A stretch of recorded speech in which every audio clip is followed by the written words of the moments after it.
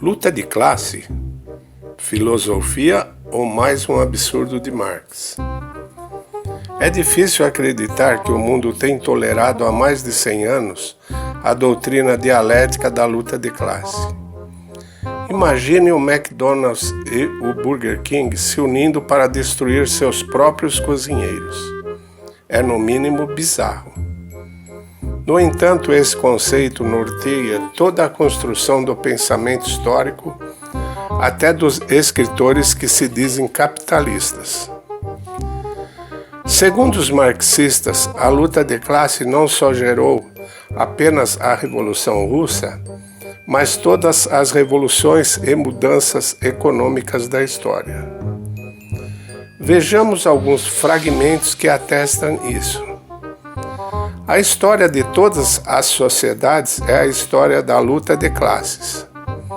Os conflitos entre classes antagônicas, entre os que detêm o poder e os subordinados, opressores e oprimidos, são o grande motor que move a história. Nesse trecho, podemos presenciar uma exaltação apaixonada à miséria. O status de subordinado e oprimido fornece aos seus supostos detentores o poder excelso de conduzir o mundo. Ou seja, a história não é conduzida por engenhosidade, inteligência, solidariedade, cooperação, diplomacia e empatia. Também temos um segundo fragmento do Manifesto de Marx. Toda a história da humanidade nada mais é do que um conflito permanente entre classes sociais antagônicas, senhores e escravos, patrícios e plebeus, nobres e burgueses, e na época contemporânea, burgueses e proletários. Quer dizer, as classes sociais e sua existência são condicionadas pela história. O segundo trecho afirma que o interesse dos hipotéticos opressores e oprimidos são completamente antagônicos e inconciliáveis entre si. Será isso verdade? Em um exemplo real, seria no mínimo estranho. Imagine no caso de empresários e proletários. Seria quimérico imaginar que uma corporação tenha o mesmo interesse de seus concorrentes e seja inimiga de seus colaboradores. Na verdade, a maior motivação de um gestor é destruir a concorrência, pagar pouco aos seus fornecedores, possuir um monopólio e angariar a mão de obra mais especializada. Ou seja, os empresários odeiam outros empresários, mas gostam de funcionários competentes. Podemos presenciar essa lógica na frase de Henry Ford: "O segredo do meu sucesso é pagar como se fosse perdulário e comprar como se estivesse quebrado." Ou seja, ele era avarento para com os fornecedores, mas generoso com os funcionários, o que lhe trazia vantagens financeiras. Avesso ao conceito de que a opressão ao proletário é lucrativa, Ford pagava bem aos empregados, o dobro registrado até aquele momento em qualquer outra empresa. E foi mais além. Reduziu a jornada laboral de 9 para 8 horas diárias, em 5 dias de trabalho por semana. Como resultado, deteve-se a alta rotatividade de empregados e os melhores mecânicos de Detroit foram atraídos para Ford. Desta forma, os custos com treinamentos eram mínimos e ganhava-se em mão de obra qualificada, fazendo com que a produtividade ultrapassasse todos os limites conhecidos. Outra inovação foi a repartição do controle acionário da empresa com seus funcionários, ou seja, participação nos lucros. Ele acreditava que os empregados satisfeitos produziam mais e melhor. Ford via vantagens em ser aliado de seus funcionários. Ele afirmava: quando você paga bem aos seus homens, pode conversar com eles.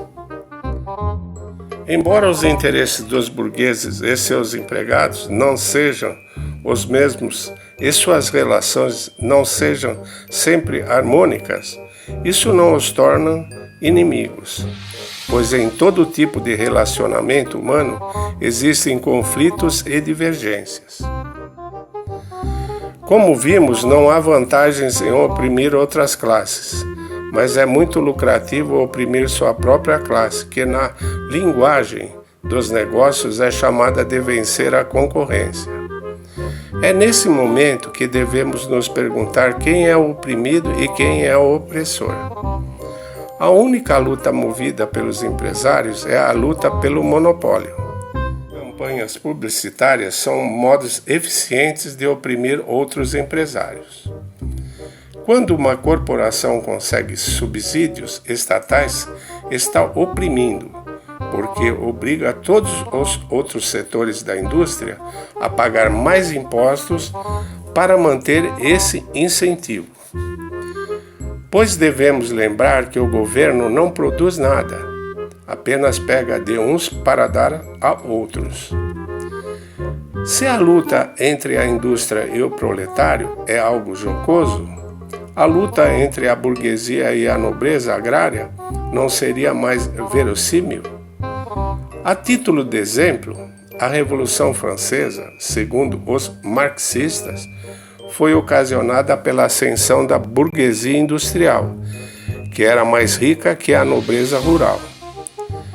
Teoria que tem um pequeno furo.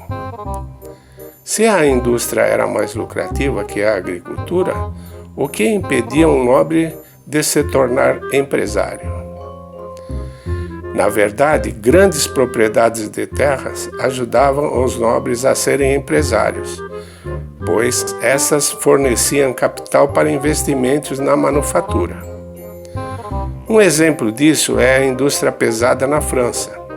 Na década de 1780, mais de 50% das empresas metalúrgicas pertencia à nobreza e mais de 9% à igreja. Foi durante esse período que a família nobre Wendel fundou a famosa fábrica de aço em Le Creuset, que em 1787 realizou a primeira fundição com coque da França. Na década de 80, começou a fabricar os primeiros motores a vapor. Também eram os nobres e clérigos, vulgarmente taxados de conservadores, os verdadeiros inimigos do rei. O centro da oposição, chamados Partido Patriótico, era composto pelo Marquês Lafayette, Abade Eugène Sieyès, o bispo Charles Maurice de Talleyrand-Périgord, o conde Mirabeau, conselheiro do parlamento, A Duporte e outros membros da elite culta. Um papel ativo na campanha de panfletagem também foi realizado pelo duque Philippe de Orleans. Em síntese, o grande problema em restringir a evolução histórica a uma luta de classe está no fato do ser humano ser muito mais complexo para confinar todas as suas aspirações em uma classe. A busca de identidade e singularidade é parte inerente da alma humana. Nem sempre isso é bom, visto que o individualismo pode ser extremamente nocivo. O desejo de riqueza de uns poucos indivíduos tem maior influência histórica do que os interesses de uma classe. Podemos ter um exemplo disso no vídeo O Verdadeiro Lenin, parte 1, O Trem Selado. Neste filme, podemos perceber que a Revolução Russa não foi fruto da luta de classe, mas de ambições pessoais. Veremos como uma pessoa ambiciosa é capaz de mergulhar o seu país em um mar de sangue, em troca de uma conta na Suíça. Quer saber mais sobre a Rússia Imperial? Inscreva-se em nosso canal e ative as notificações. Não se esqueça do like. Até o próximo vídeo.